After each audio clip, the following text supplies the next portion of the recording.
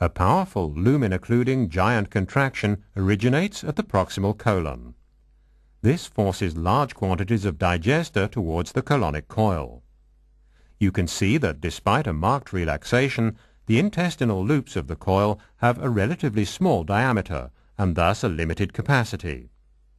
It's therefore likely that there's a control mechanism regulating the flow of digester into the coil.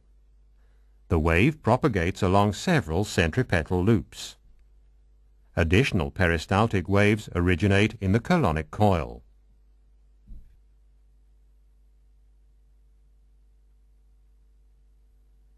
Again, a forceful contraction starts at the proximal colon, pushing large volumes of digester aborally.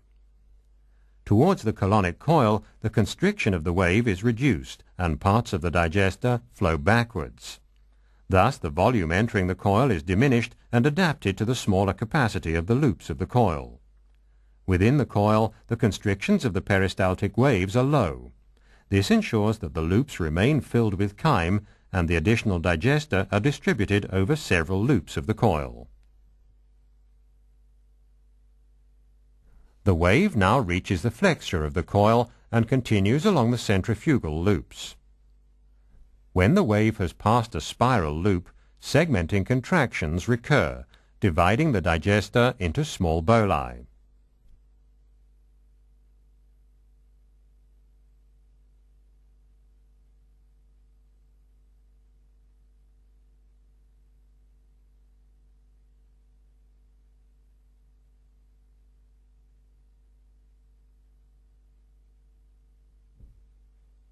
In the following video clip, the modulation of the colonic wave can be seen on both the fluoroscopic picture and the motility tracings.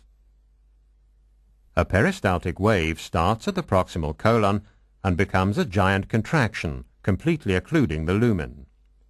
However, spreading over a short distance, the constriction is reduced, and thus chyme flows retrograde. Thus, only a small quantity of the chyme is propelled into the colonic coil. The motility tracings show that the wave starts as a regular peristaltic wave,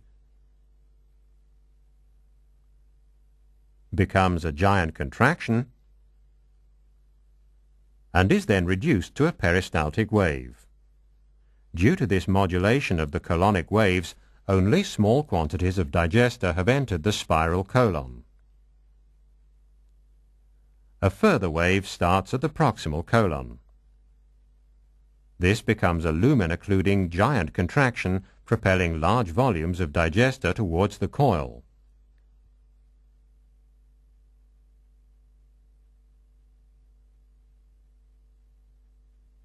Just in time, however, the control system obviously recognizes that the volume would be too large for the coil.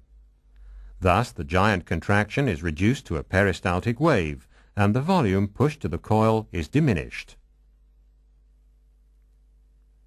The giant contraction can be clearly identified on the motility tracings. At the distal recording site, the giant contraction becomes a peristaltic wave. The peristaltic wave propagates along the centripetal loops of the coil. These observations indicate that the force of the colonic contractions is controlled, and the volume entering the colonic coil is adapted to its capacity.